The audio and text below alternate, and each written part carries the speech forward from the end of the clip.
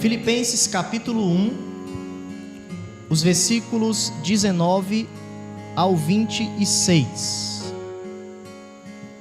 Filipenses capítulo 1, os versículos 19 ao 26. Todos encontraram? Amém? Amém, crente? Está todo mundo acordado aí? Bora lá? Vamos nos concentrar na palavra de Deus. É muito importante nós estarmos atentos para não perdermos a voz do Senhor. Porque estou certo de que isto mesmo, pela vossa súplica e pela provisão do Espírito de Jesus Cristo, me redundará em libertação. Segundo a minha ardente expectativa e esperança de que em nada serei envergonhado, antes, com toda a ousadia, como sempre, também agora, será Cristo engrandecido no meu corpo, quer pela vida, quer pela morte. Porquanto, para mim o viver é Cristo e o morrer é lucro. Entretanto, se o viver na carne traz fruto para o meu trabalho, já não sei o que hei de escolher. Ora, de um lado e outro, estou constrangido, tendo o desejo de partir e estar com Cristo, o qual é incomparavelmente melhor. Mas por vossa causa é mais necessário permanecer na carne. E convencido disto, estou certo de que ficarei e permanecerei com todos vós, para o vosso progresso e gozo na fé, a fim de que aumente quanto a mim o motivo de vos gloriardes em Cristo Jesus, pela minha presença de novo convosco. Santíssimo Deus, nós, neste exato momento, te pedimos a tua graça sobre nós, a tua misericórdia que se renova a cada manhã, e por estarmos aqui na tua casa diante de um contexto tão perverso, onde podemos observar o paganismo e tantas outras coisas que estão ligadas à cultura pecaminosa. Mas o Senhor, pela sua graça, nos transformou e nós estamos aqui com um novo foco, uma nova atitude, um novo desejo, um desejo santo e solene. Fazemos parte da nova criação e por isso te suplicamos que possamos, ó Deus, perseverar na fé e ao mesmo tempo ouvirmos a tua voz de maneira santa e solene, tanto a exposição das Escrituras como também o ouvir e obedecer. Que o nosso coração seja santificado nesse momento, para que de fato a tua palavra venha perfurar os nossos corações, ao ponto de sermos edificados, exortados, consolados. Nós te suplicamos isso, ó Senhor Jesus Cristo, que está à direita de Deus, intercedendo por todos os crentes nesse exato momento, por todo o teu povo que está reunido, clamando e bendizendo o teu santo nome. E te suplicamos, ó Jesus, que o Senhor possa enviar o teu Espírito ao nosso coração, e que possamos nessa noite sermos cheios do teu Espírito. Nós te suplicamos estas coisas, tanto na pregação, no ouvir, como no entender, ao ponto de a sua presença, Espírito Santo, ser dinâmica, ser algo que de fato possa trazer a santificação ao ouvirmos a tua palavra e sermos edificados por ti. É isso que nós te pedimos, no nome de Jesus. Amém.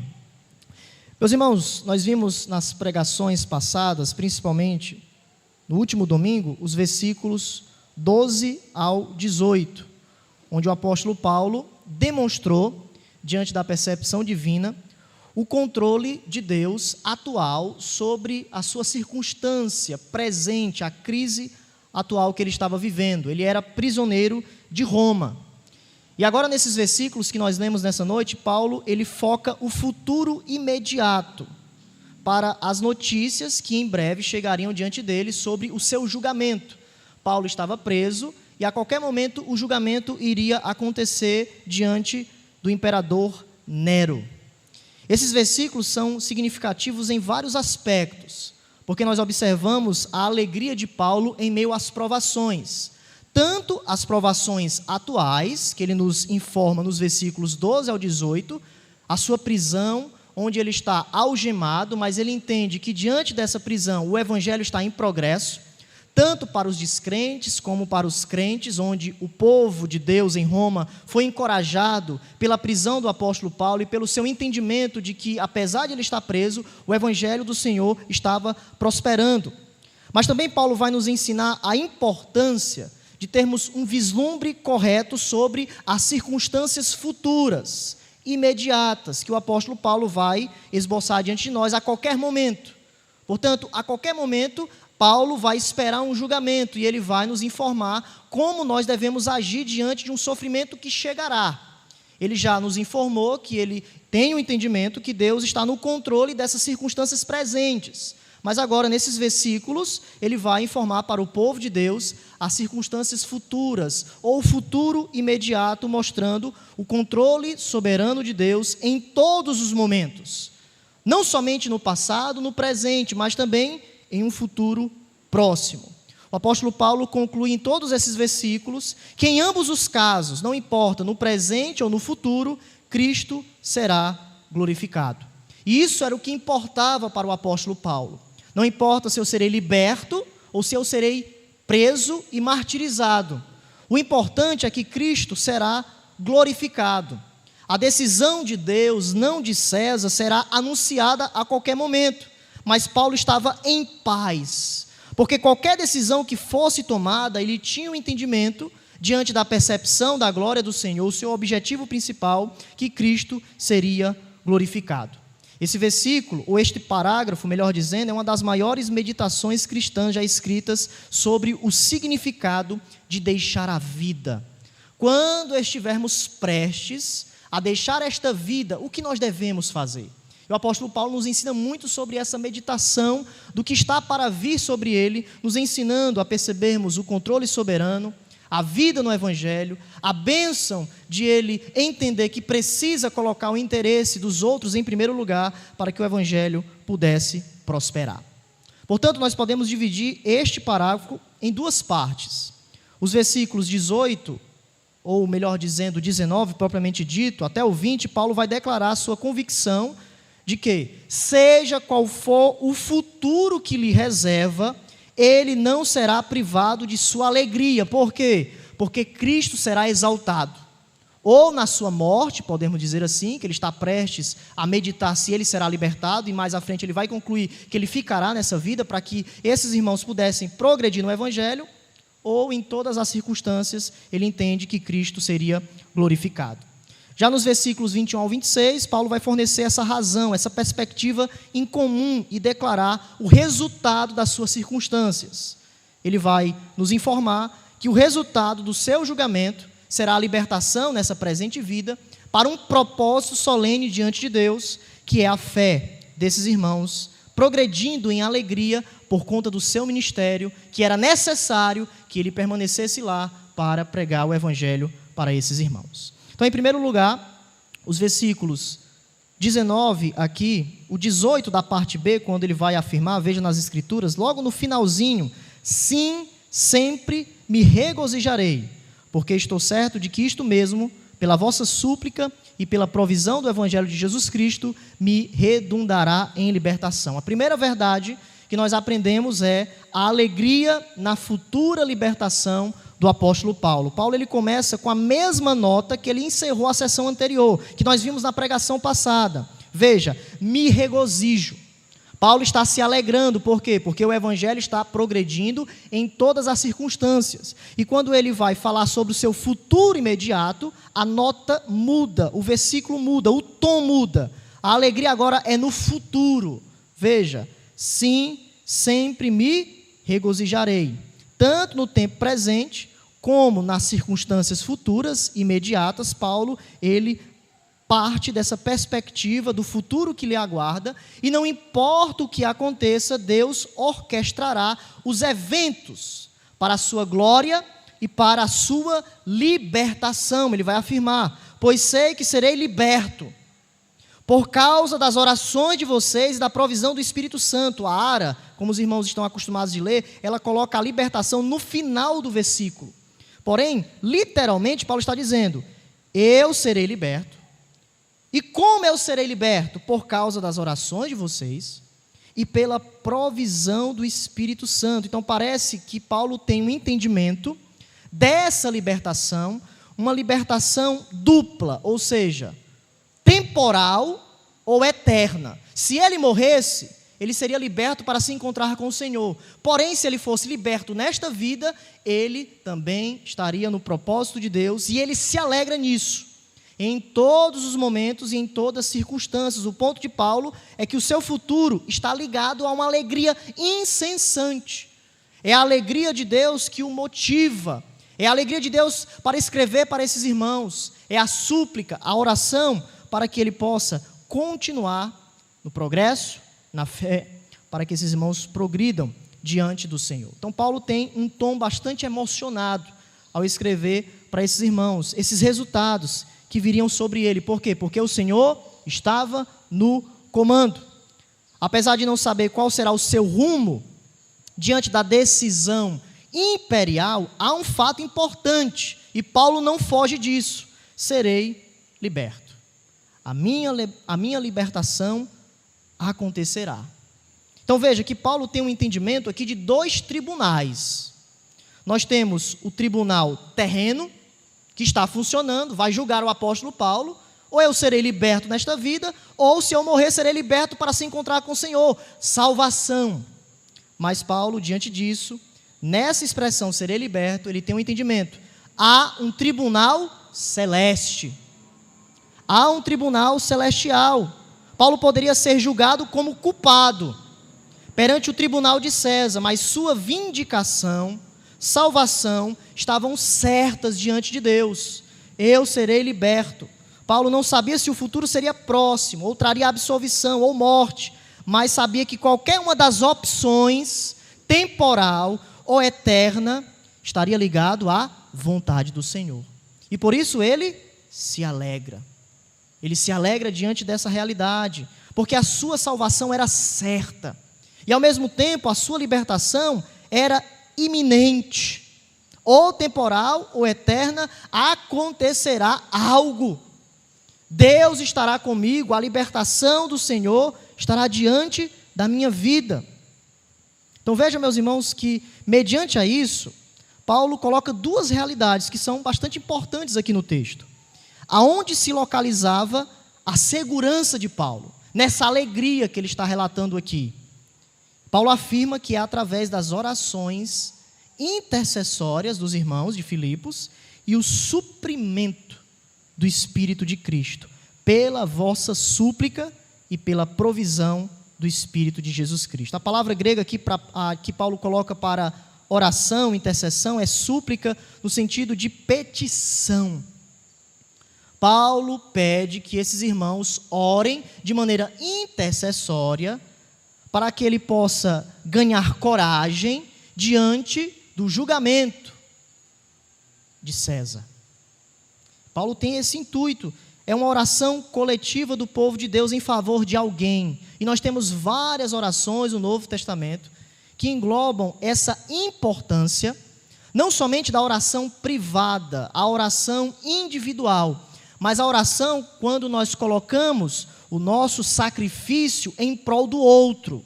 Nós lemos nessa noite Efésios capítulo 6, quando o apóstolo Paulo fala sobre as armaduras espirituais, e entre essas armaduras Paulo nos diz: orem em todo o tempo, súplicas, perseverem na oração. E ele vai dizer: perseverem na oração dos santos. Os santos precisam orar uns pelos outros. Orem por mim, para que quando eu falar o evangelho, com toda a ousadia e percepção, haja progresso no coração das pessoas. Eu preciso de vós. Estou na prisão, estou alegre, mas ao mesmo tempo, a minha segurança também vem através das orações de vocês. Estou acorrentado. E o interessante é que tanto em Efésios, que é a epístola da prisão, Filipenses, que ele vai estar pedindo para que os irmãos orem por ele, como Colossenses, que é outra epístola da prisão, ele também pede que os irmãos dediquem-se na oração, no capítulo 4, versículo 2 e 3, vigiando por meio de ação de graças, ao mesmo tempo orem por nós. E ele vai falar a mesma coisa, para que quando nós formos pregar o evangelho, possamos proclamar o mistério de Cristo, pelo qual estou preso.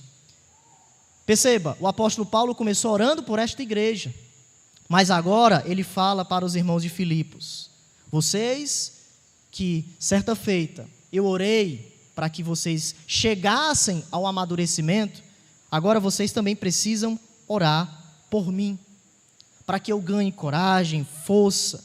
Então Paulo acredita que Deus usará, de alguma forma, as orações dos irmãos de Filipos, enquanto ele estiver na prisão, para ajudá-lo a perseverar. Em nossa perseverança, Paulo entende que precisamos do povo de Deus. Precisamos uns dos outros em muitos momentos de oração. E além disso, o suprimento do Espírito, ou a provisão do Espírito, quando ele afirma o Espírito de Jesus Cristo, ou seja, vindo de Jesus. O Espírito que foi enviado por ele. Eu vou para o Pai, mas eu vou enviar outro Consolador. O Espírito é testificado na vida de Paulo através das orações dos crentes. O Espírito vindo sobre ele, testificando em seu coração, para que Paulo pudesse ser abençoado e progredir diante de todas as circunstâncias. Portanto, Paulo nos ensina que a presença do Espírito, nesse contexto, ou em muitos momentos da nossa vida, será fornecida através das orações de outros irmãos, de outras pessoas. Eu já relatei para os irmãos que, certa feita, o grande pregador, o príncipe dos pregadores, Charles Spurgeon, que pregava para mais de 15 mil pessoas, e dizia que os cultos de oração eram parecidos com os cultos de domingo. E muita gente ficava fascinada por aquele avivamento nas suas pregações, e certa feita chegaram para ele e disseram: Spurgeon, nos diga o segredo do seu ministério, desse avivamento, dessa pregação poderosa. Ele disse: a igreja ora por mim. A igreja ora por mim. Aqui está o segredo do porquê eu estou diante de tanto poder, de tanto avivamento. Ou seja, Spurgeon e Paulo nos ensinam essa importância de a gente ter o entendimento de muitas vezes se sacrificar e orar para que Deus abençoe a sua igreja ao ponto de o Espírito vir sobre nós. Paulo estava prestes a enfrentar o Império Romano, esse tribunal, mas nós vemos aqui o Espírito, o trabalho de Deus através das orações uns dos outros. Então essa é a primeira verdade que aprendemos, a alegria em sua futura libertação. E desde já quero aproveitar e pedir oração para os irmãos que os mosquitos estão me atacando, para que Deus me dê concentração. Amém, crente? Vamos lá. Segunda coisa, o verdadeiro objetivo no versículo 20, a glória de Cristo. Perceba, Paulo afirma: segundo a minha ardente expectativa e esperança de que em nada serei envergonhado, antes com toda ousadia, como sempre, também agora, será Cristo engrandecido no meu corpo, quer pela vida, quer pela morte. Então Paulo está refletindo agora no versículo 20, sobre o fato de que a qualquer momento o seu julgamento chegará. E o seu único desejo é que Cristo fosse engrandecido, que Cristo fosse louvado através da sua vida. Ele não tinha dúvida de que seria libertado, de que a sua libertação aconteceria a qualquer momento, mas não tinha certeza sobre esse futuro imediato de como aconteceria, se seria temporal, nesse momento que ele está escrevendo, ou eterna, se viveria ou morreria. É por isso que ele afirma, quer pela vida, quer pela morte. Ou seja, Paulo sabia que o Senhor realmente o justificaria, mas orou para que tivesse forças para render à vontade de Deus, ou se render à vontade de Deus, e enfrentar com ousadia tudo que Deus escolheu para realizar em sua vida. A palavra grega aqui, ousadia, coragem, refere-se a uma confiança inabalável, uma confiança franca para proclamar com força e clareza a verdade do Evangelho enquanto ele estivesse enfrentando este julgamento. E o ponto crucial de Paulo é justamente isso, é manter esse testemunho fiel a Jesus. Se eu morrer, que eu seja fiel ao Senhor para que Ele seja engrandecido. Porém, se eu viver, que também Cristo seja engrandecido no meu corpo, na minha vida. Essa é a segunda coisa que nós aprendemos no versículo 20. E os versículos 21 ao 24, Paulo vai começar aqui a discutir uma difícil escolha, que muitas vezes nós ficamos intrigados entre a vida ou a morte. É algo bastante interessante quando o apóstolo Paulo está meditando sobre tudo isso e tentando perceber qual é a vontade de Deus perante a sua vida. No versículo 21, Paulo vai colocar duas opções desejáveis. Veja, nesse pequeno parágrafo aqui, nos versículos 21 ao 24, Paulo vai elaborar a ideia do versículo 20. Qual é a ideia? Da expressão, quer pela vida, quer pela morte. Então ele vai expandir isso agora. E a primeira coisa que ele faz é duas opções desejáveis. Nós temos aqui essa meditação sobre esse tópico. Parece que enquanto Paulo esperava o julgamento, ele pensava sobre essas duas realidades, a vida e a morte, essa libertação, como isso irá acontecer, para que ele, ao escrever para esses irmãos pudessem ter uma noção correta da sua prisão. Então, o resultado dessa meditação é o seguinte, preste atenção, em todos esses versículos, 21 ao 24, do ponto de vista pessoal, Paulo preferia se encontrar com Deus. É a primeira coisa que ele vai dizer.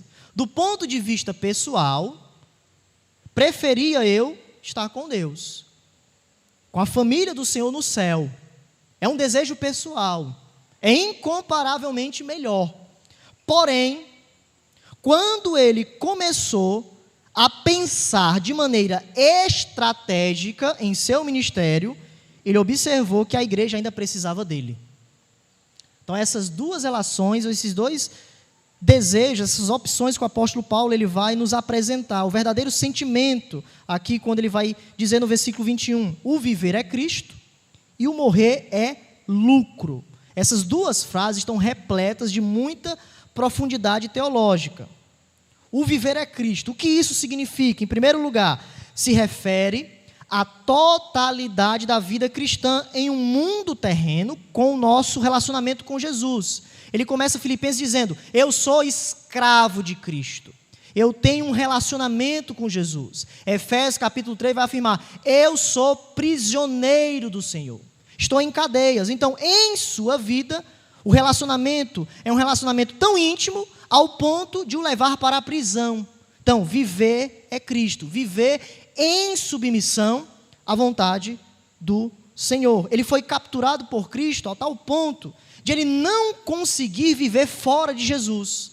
Tudo que Paulo fazia estava ligado à percepção do mestre, ao ponto de ele falar, eu estou preso, mas a minha prisão é em Cristo, vivendo em Cristo, em todas as circunstâncias. Isso significa viver é Cristo. E a segunda frase implica em vantagem ou lucro, quando ele vai afirmar o morrer é lucro, ou seja, bem fácil aqui, sair dessa vida terrena é ganharmos. Por quê? Porque estaremos na presença de Cristo. Paulo vai expandir mais esse conceito no capítulo 3, verso 7, quando ele vai fazer o nítido contraste que todos os benefícios terrenos devem ser considerados perda para que possamos encontrar o verdadeiro ganho, que é Jesus Cristo, o nosso Senhor, a recompensa eterna.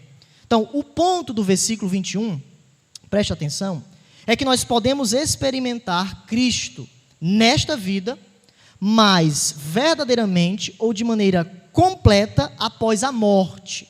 Aqui, nesta vida, é vivermos para Cristo. Nós já temos a bênção trazida pelo poder do Espírito, pela sua provisão, pelas orações, de vivermos a vida cristã, de vivermos debaixo da submissão de Cristo. Mas, ao mesmo tempo, nós temos outra vida melhor, outra vida mais completa, que é quando nós morrermos. Que o apóstolo Paulo, mais à frente, vai dizer, partir, estar com Cristo, o que é incomparavelmente melhor. Os versículos 22 ao 24, nós temos agora as escolhas sendo enumeradas. Veja, Paulo relata no versículo 22 que continuar vivendo significa trabalho frutífero. Entretanto, se o viver na carne significa o quê? Se continuo vivendo no corpo, traz fruto para o meu trabalho, aí Paulo diz, já não sei o que hei de escolher. Então, Paulo define o seu trabalho terreno como algo frutífero. Por quê? Porque esse trabalho é a pregação do Evangelho. Quando ele olha para a eternidade, mas ao mesmo tempo ele olha para aquilo que ele está fazendo diante do seu ministério, ele vê frutos, ele vê a colheita do Senhor, ele vê pessoas se convertendo e diante disso ele se encontra em um dilema. Ele diz: eu já não sei o que hei de escolher, porque a proclamação, o poder de Deus, está trazendo inúmeras pessoas à conversão. Eu estou sendo usado por Deus, a colheita do Senhor está sendo colocada diante de nós. Então a escolha está entre o trabalho frutífero na vida terrena e estar com Cristo na eternidade. Perceba, são dois resultados valorosos. Estarmos com Deus nos céus é algo maravilhoso, mas também estarmos nessa vida pregando o Evangelho, vivendo a vida cristã, pessoas se convertendo, nós vemos a ação de Deus em nossa igreja. Isso é algo que o apóstolo Paulo, ele vai contrastar isso de uma maneira equilibrada, ao ponto de dizer: já não sei o que hei de escolher. Quando ele vai mais à frente relatar o intuito de Deus, do seu ministério, na vida desses irmãos. Então, mediante a isso, ele não conseguia escolher entre essas alternativas tão incrivelmente importantes. Por quê? Porque uma trazia vantagem para a igreja. Paulo vai ensinar mais à frente sobre a questão do interesse do outro. Há um propósito de Paulo aqui, do porquê ele está nesse dilema. Um trazia vantagem para a igreja, mas o outro, para mim. Para a minha questão pessoal.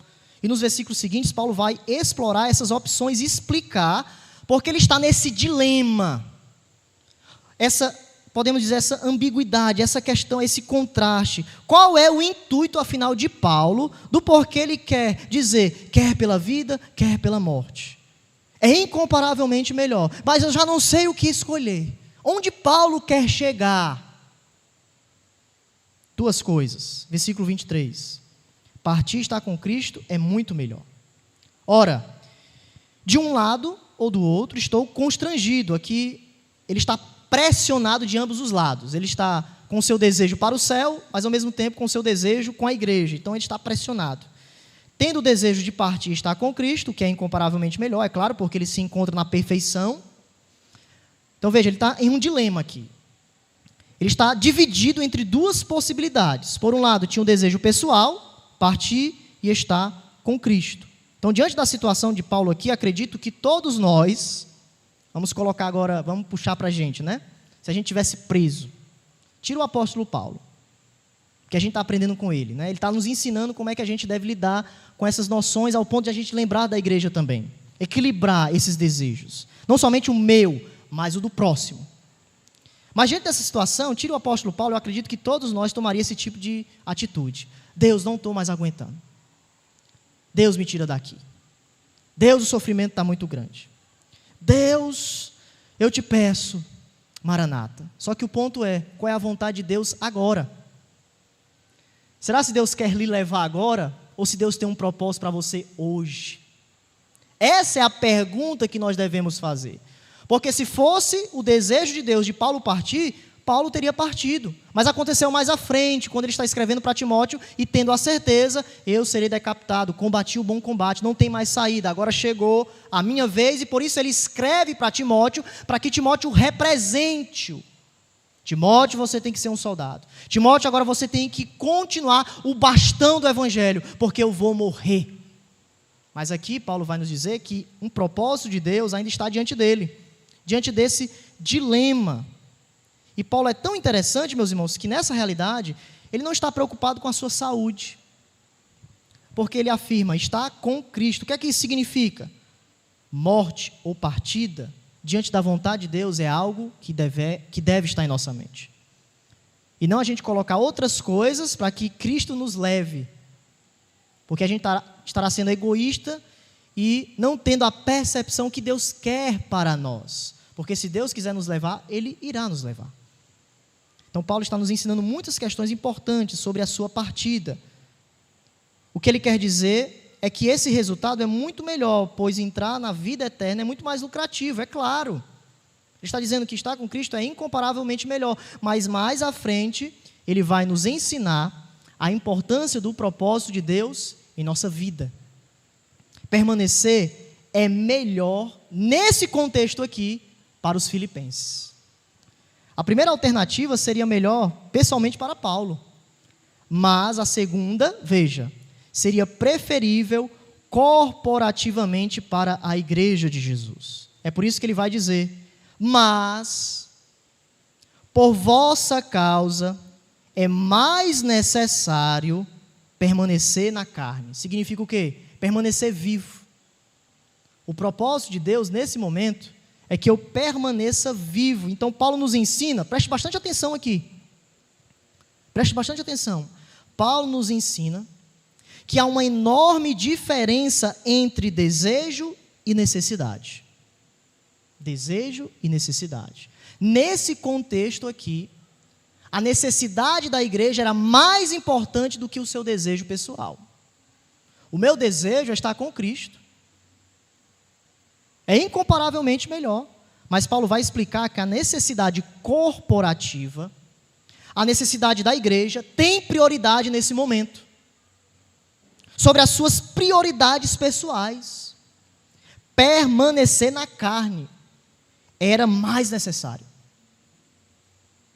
Afinal, qual é o intuito de Paulo com todos esses contrastes? Aqui é o ponto do Senhor para a nossa vida.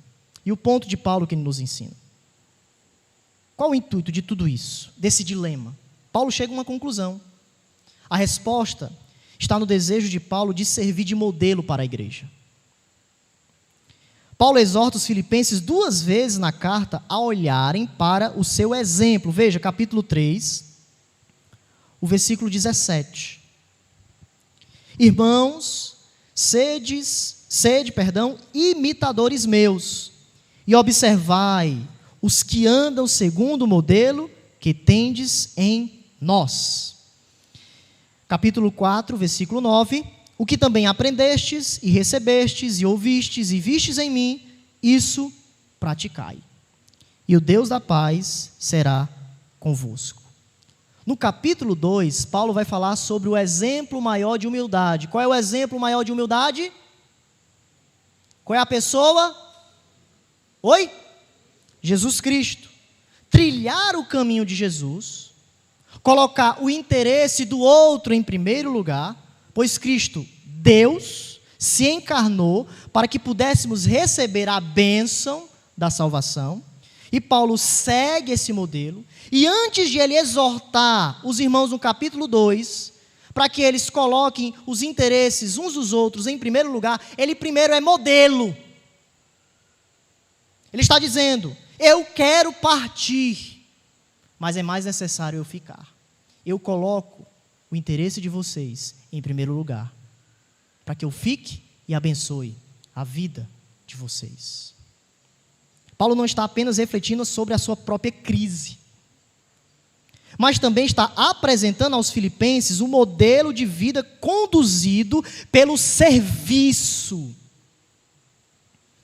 Paulo fornece aos filipenses um exemplo do que significa colocar os interesses dos outros acima dos seus próprios interesses. Uma demonstração que os filipenses desunidos precisavam ouvir.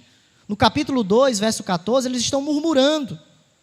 Quando a gente observa: fazei tudo sem murmurações nem contendas. E lá no capítulo 4, muito conhecido no versículo 2, rogo a Evódia e rogo a Síndique, pensem concordemente no Senhor.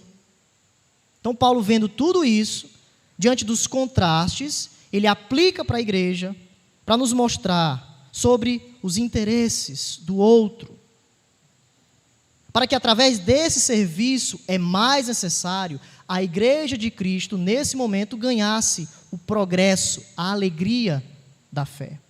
Paulo colocou os interesses dos outros à frente dos seus próprios, ou seja, o evangelho estava em jogo. Muitas vezes nós temos questões pessoais na igreja que são boas. Veja, não tinha pecado nenhum aqui. É melhor ir para o céu. Amém. É melhor ficar. Amém. Não tem nenhum problema aqui, nenhuma questão de pecado. São questões pessoais boas. Porém, muitas vezes precisamos deixar questões pessoais e colocar o interesse dos outros no evangelho para que a igreja cresça. Esse é o ponto de Paulo. Muitas vezes precisamos sair de cena para que outros cheguem e possamos abençoar, sermos abençoados. Porque qual é o intuito? A igreja precisa ser abençoada, o reino precisa crescer, o reino é maior do que nós, o evangelho está além de nós mesmos. E não questões pessoais, que são até boas. Como nós queremos, como queremos agir, são coisas interessantes, mas que muitas vezes os interesses dos outros, para que a igreja cresça e ganhe, é necessário. É mais necessário. É o progresso da fé dos irmãos, como ele vai dizer no versículo 26. A situação deles superava os seus próprios desejos, o desejo de Paulo. Por isso ele esperava que Deus o poupasse para continuar o seu ministério na terra. Meus irmãos, Paulo nos ensina aqui o coração de servo. A maturidade de Paulo, ao ponto de colocar o bem da igreja acima do seu próprio desejo. Paulo fornece um modelo para nós. Nós temos muitas lições a aprender com isso aqui. Muitas. Sempre precisamos olhar para o evangelho como um todo. O que a igreja ganhará com o evangelho? Ao ponto de, nesses interesses, está sempre o evangelho de Jesus. Para que possamos, muitas vezes, sermos submissos nesse sentido, mas que outras coisas aconteçam diante de nós. E por fim, para irmos para as aplicações, versículo 25 e 26, Paulo entende que ele vai permanecer. Paulo afirma: e convencido disto, estou certo de que ficarei e permanecerei com todos vós, para que o vosso progresso e gozo na fé, a fim de que aumente quanto a mim o motivo de vos gloriardes em Cristo Jesus, pela minha presença de novo convosco. Então veja, a linguagem de Paulo é bastante forte. Ele está convencido, não pelos argumentos jurídicos apresentados nos tribunais romanos, mas pela lógica da missão de Jesus. Quem convence Paulo é a missão divina, impulsiona ele ao ponto de ele entender que nesse contexto era mais necessário ele permanecer. Deus estava ensinando isso a ele. E ensinando isso à igreja. É como se Deus colocasse Paulo diante daquele exemplo para ele servir de modelo para a igreja. Então veja, até na prisão, Paulo ou Deus está ensinando sobre a humildade, a servidão. A igreja aprender em muitos quilômetros. Contato não tinha mais, mas Paulo vai dizer, eu estou muito distante, mas eu não vou morrer. Sabe por quê? Porque Deus quer eu com vocês. Eu tenho um desejo. Eu queria até partir, vamos dizer assim, né? Mas é necessário, pela vontade de Deus, que eu esteja convosco. Então Paulo tem essa certeza repentina. Por quê? Alguns até acreditam que é uma espécie de revelação, inspiração profética. Porque quando a gente lê os versículos 22 ao 24, parece que nós temos uma incerteza de Paulo. A gente fica um pouco intrigado. Pastor, quando a gente lê, parece que ele não tem certeza, depois nós temos certeza. Porque provavelmente eu acredito que Paulo, ao decorrer da sua meditação, ele foi entendendo que naquela prisão, naquele contexto, ele seria libertado para o progresso da fé daqueles irmãos. No começo, ele pode até ter pensado, quem sabe Deus quer que eu parta. Mas no progresso da meditação do Senhor, ele chegou a uma conclusão. Ele entendia que o seu trabalho frutífero, essa pregação, os filipenses também precisavam dela. Então o propósito da permanência de Paulo com os filipenses era o progresso e a alegria da fé, quando ele afirma, para o vosso progresso e gozo na fé. E Paulo, ao decorrer da epístola, vai falar 3 problemas principais enfrentados por essa igreja, de que ele entende que precisava permanecer para ajudar esses irmãos. Primeiro, nós temos a perseguição, nos versículos 27 ao 30, que veremos na próxima pregação. Divisão na igreja, a partir aqui do capítulo 2, todas essas exortações é porque a igreja estava um pouco dividida, algumas irmãs estavam intrigadas, e Paulo começa a colocar o seu exemplo, o exemplo de Jesus, que é o mais importante, o exemplo de Timóteo, de Epafrodito, tudo redundando na unidade cristã. E o capítulo 3, nós temos o problema dos falsos ensinos, que é os cães, acautelai-vos dos cães. Portanto, Paulo sabia que os filipenses precisavam dele. É o ponto de Paulo nos versículos 25 ao 26. O versículo 25 é o objetivo imediato. E o versículo 26 é o objetivo a longo prazo, quando Paulo estivesse com esses irmãos, se gloriando em Cristo, pela minha presença de novo convosco, ou seja, a exultação de vocês em Cristo Jesus transbordará por minha causa. Paulo conclui com 3 níveis aqui de transbordamento.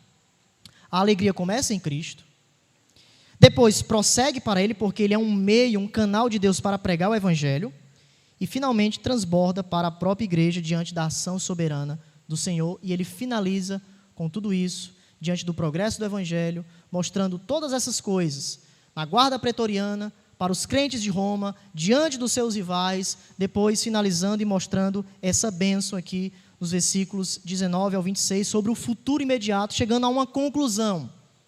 A minha prisão tem um propósito, eu irei permanecer para o progresso da fé de vocês, sirvo-me ou sirvo a vocês como modelo. Algumas aplicações, para que a gente possa se concentrar diante da exposição. Já entendemos o versículo, mas e agora, pastor? O que os versículos aplicam para a nossa vida? Qual é o sentido de tudo isso? Em primeiro lugar, e aqui eu gostaria de me concentrar mais nas aplicações, se eu corri um pouquinho, é porque as aplicações são mais necessárias também. A primeira coisa, a oração é o meio de Deus para alcançarmos inúmeros propósitos segundo a sua vontade soberana. É a primeira aplicação. A oração é o meio de Deus para alcançarmos inúmeros propósitos segundo a sua vontade soberana. Meus irmãos, Paulo pede que os irmãos orem por ele. E essa oração, no versículo 19, se os irmãos se atentarem, vejam, porque estou certo de que isto mesmo, pela vossa súplica e pela vossa provisão, me redundará em libertação. Já focamos agora há pouco, tanto a libertação temporal como a eterna, ou seja, a oração é tão importante nessa soberania de Deus, que Paulo entende que mesmo na sua perseverança para enfrentar o grande dia, ele precisava das orações dos santos. Porque a oração é o meio através do qual os propósitos de Deus são concretizados. Deus é soberano. Deus decretou os meios para atingirmos os fins. Então, muitas bênçãos irão chegar diante de nós através de um meio muito importante que Paulo ensina aqui, que é a oração. A oração de uns para com os outros. E as próprias orações de Paulo, pela santificação do povo de Deus e a salvação final dos crentes a quem ele escreveu, mostram-nos quão seriamente nós devemos levar isso a sério. No próprio capítulo 1, ele ora para que a igreja, no dia de Cristo, no seu retorno, possam estar puros e irrepreensíveis. Para chegarmos lá, e Paulo agora, diante da sua possível libertação, temporal ou eterna, ele esperava que a igreja também levasse isso a sério. Eu preciso das orações de vocês, ou seja, Paulo não concebeu a santificação e a salvação final como questões privadas, exclusivamente privadas, mas cada cristão precisa da intercessão um dos outros para o seu bem-estar espiritual, para que possam ser puros e irrepreensíveis até o dia de Cristo. É o meio de Deus. Não tem como nós fugirmos disso. Precisamos desse sentimento que o apóstolo Paulo nos ensina. É um sentimento inequívoco da dependência de Deus, das orações dos nossos irmãos. E Paulo nos ensina aqui a termos uma moderação da ênfase na autonomia do indivíduo.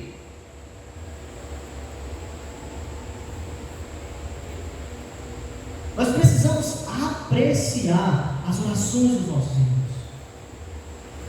Nós precisamos, muitas vezes, em contexto de dificuldade, suplicarmos as orações dos santos diante dos nossos problemas, não fugirmos, não entrarmos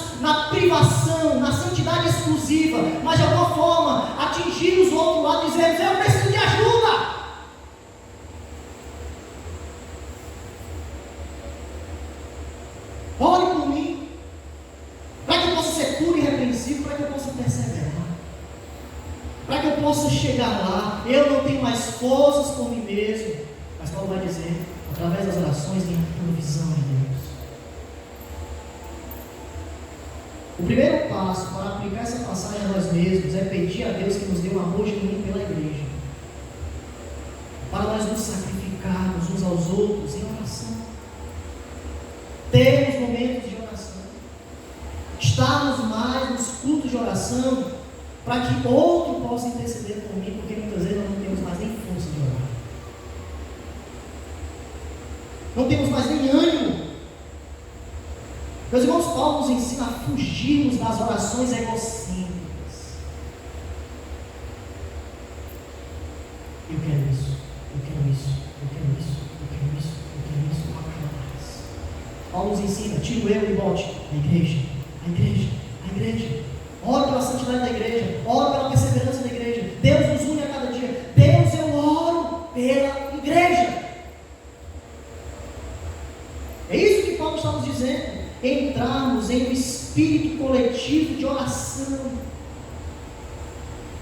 Portanto, Paulo se recusou a usar a sua garantia de perseverança até o fim como desculpa para relaxar. Ele pediu à igreja que orasse por ele. Faz parte da minha perseverança. Faz parte, meus irmãos, como igreja de Cristo, estarmos em propósitos de oração uns pelos outros, como igreja de Cristo. Quais são as nossas dificuldades? Vamos levar isso em oração, em humildade, aos pés da cruz de Cristo. Ele vai resolver. Porque é um espírito de humildade, de oração. Precisamos ter isso em mente, porque Paulo nos ensina isso. A palavra de Deus, ela salta diante dos nossos olhos sobre essas orações. Súplicas. Nos conjuntos. Essa é a primeira coisa. A segunda aplicação, devemos buscar o suprimento do Espírito Santo, ou eu diria plenitude. Esses últimos dias eu tenho estudado bastante sobre essa temática, plenitude. Já falei com a sociedade de homens e eu acredito que isso vai nos ajudar de uma maneira bastante avassaladora.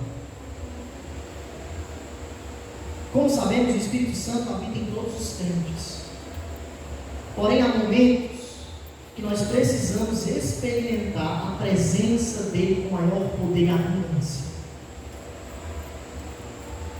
Paulo esperou por esse momento quando escreveu Filipenses 19, veja, ele esperava que através das orações em seu favor, o Espírito lhe fosse fornecido.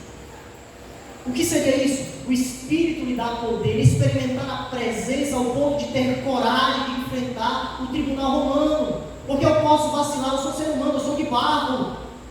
Mas quando o Espírito me encher, nessa provação, nessa experiência, eu terei desejo, coragem, vontade, irei enfrentar essa dificuldade. Então, em muitos momentos, somente através desse suprimento, ou da plenitude do Espírito, para sermos crentes, corajosos.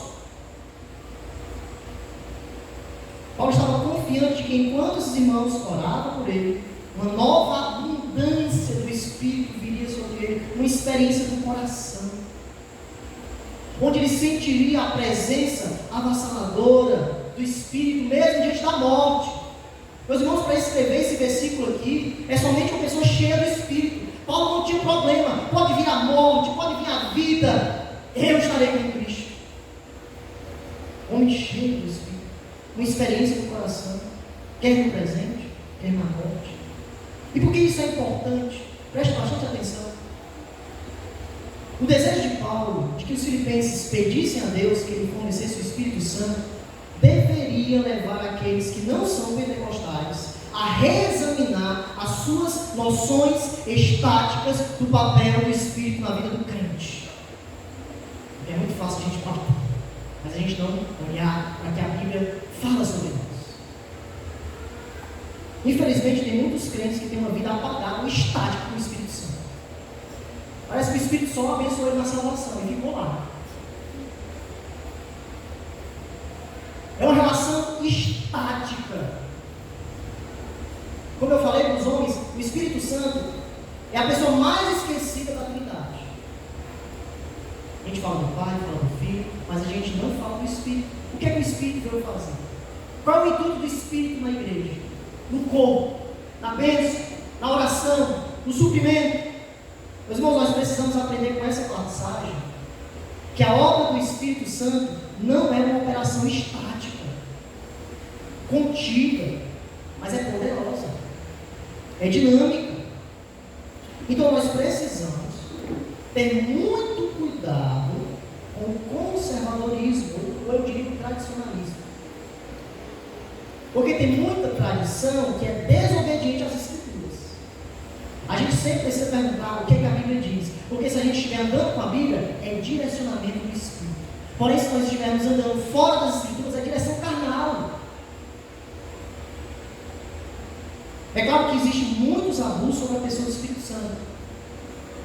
Há muitos abusos sobre isso. Porém, há um princípio aqui que a gente não pode fugir. Precisamos retornar à verdade bíblica do Espírito Santo para podermos usufruir da sua presença. Olhe para o livro de Atos. Olhe para as epístolas. O crente ser cheio do Espírito deve ser algo comum em sua vida. Mas por que isso não acontece? Porque nós não buscamos o Espírito. Porque nós confundimos os papéis ou a sua função. Nós ligamos muito, temos muita atenção para as discussões. O que é o batismo com o Espírito Santo? Então nós sabemos.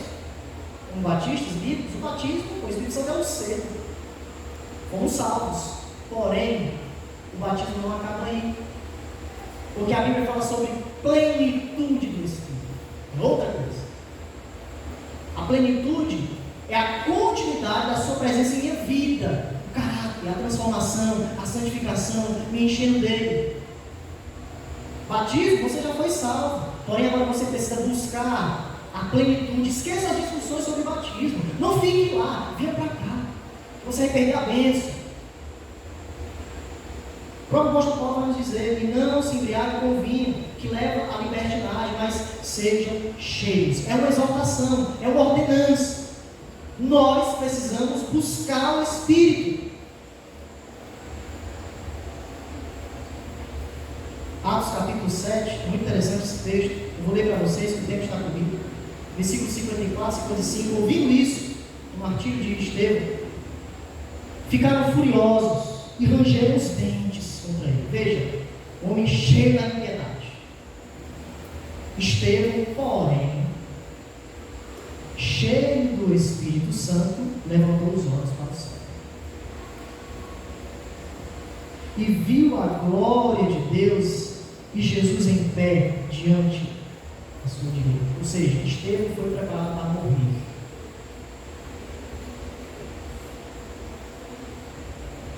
Somente cheio do Espírito Santo, Estevão teria essa coragem diante das autoridades naquele momento de pregar o Evangelho. Portanto, meus irmãos, essa passagem nos ensina que devemos orar e esperar que o Espírito Santo venha com abundância sobre nós. E o meu desejo diante desse texto, na exposição dele, é que quando você orar, você peça: Jesus, enche a igreja batista regular do Iolo do Espírito. Nos enche.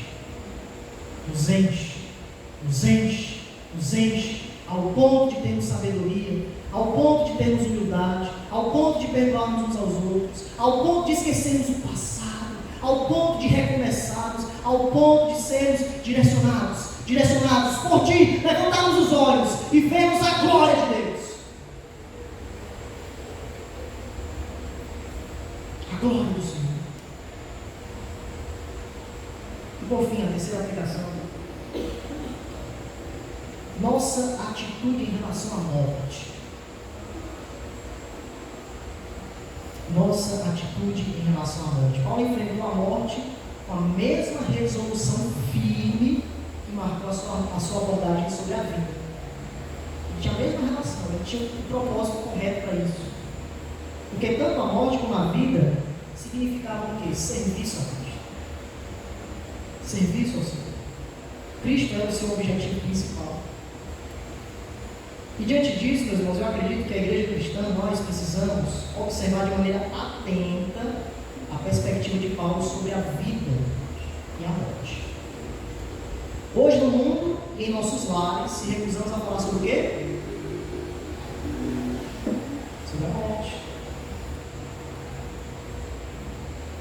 terror. A filosofia, ou muitos filósofos, falam da vida após a morte sendo apenas uma ilusão. É muito tentador hoje para o crente viver como se não houvesse amanhã.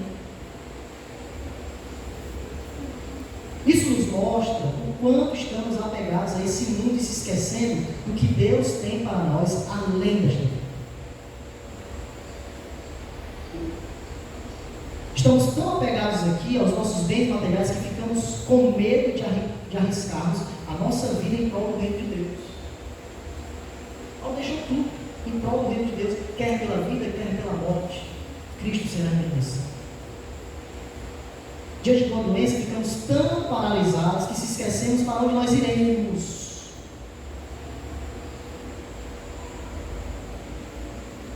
E aqui eu trago um relato muito interessante de um crente iraniano. Eu estive em minhas pesquisas, que eu acredito que ele apresentou a mesma perspectiva de Paulo sobre a morte. É muito conhecido esse relato. Seu nome é Edith Bar. E ele foi preso pelo governo iraniano em 1984. Se você colocar o nome, depois eu vou mostrar para você, porque o nome aqui é um pouco complicado, a gente sabe a pronúncia, mas escrever, os irmãos sabem que tem muita consoante, né? Mas ele foi preso sobre o governo iraniano. A acusação foi apostasia, ou seja, ele deixou o islamismo e passou a crer no cristianismo. E Medhi permaneceu na prisão durante 10 anos antes que seu caso fosse levado a julgamento. Quando isso aconteceu, veja a sua declaração. Estava prestes a morrer. As últimas linhas dessa defesa contêm um parágrafo notável. Abre aspas para ele. Jesus Cristo é o nosso Salvador. E Ele é o Filho de Deus. Conhecê-lo significa conhecer a vida eterna. Eu, um pecado inútil, acreditei em sua pessoa amada e em todas as suas palavras e milagres registrados no Evangelho, e entreguei minha vida em suas mãos. A vida para mim é uma oportunidade de servi-lo, e a morte é uma oportunidade melhor de estar com Cristo. Portanto, não estou apenas satisfeito por estar na prisão pela honra do santo nome de Jesus, mas estou pronto para dar a minha vida por causa de Jesus.